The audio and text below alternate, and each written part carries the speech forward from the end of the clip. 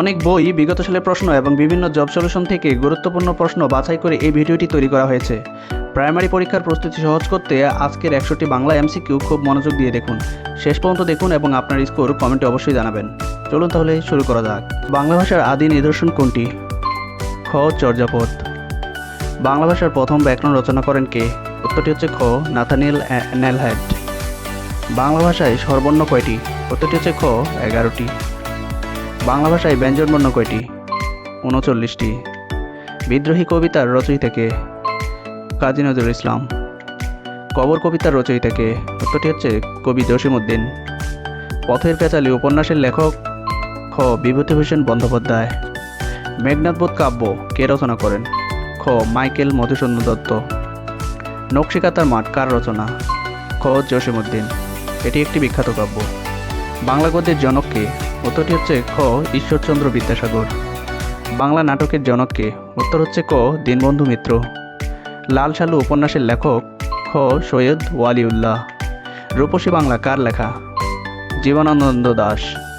আমার সোনার বাংলা কার রচনা? খ. রবীন্দ্রনাথ ঠাকুর। চোখে সর্ষে ফুল দেখা বাগধারাটির অর্থ হচ্ছে ভীত হওয়া। আকাশ কুসুম বাগধারার অর্থটি হচ্ছে অলীক কল্পনা। যে অনেক কথা বলে তাকে বলা হয় বাচাল। যে উপকারের প্রতিদান দেয় না অকৃতজ্ঞ। সুখ শব্দের বিপরীত শব্দ হচ্ছে খ. দুঃখ। বিদ্যা শব্দের বিপরীত শব্দ কি? অবিদ্যা। চক্ষু শব্দের সমার্থক শব্দ কোনটি? উত্তরটি হচ্ছে খ. নয়ন। নদী শব্দটি কোন পদ? বিশেষ্য।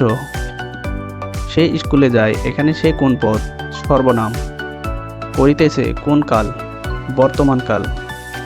অবনতি শব্দের অর্থ কি? খ. পতন।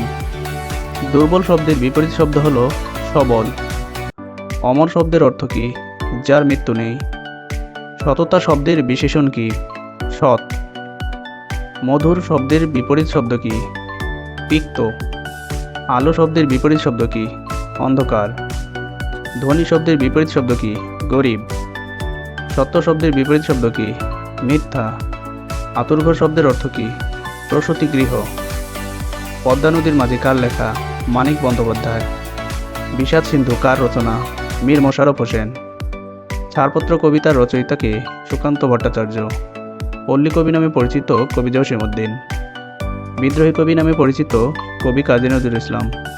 বিশ্বকবি নামে পরিচিত রবীন্দ্রনাথ ঠাকুর। বাংলা সাহিত্যের প্রথম মহিলা কবি কে?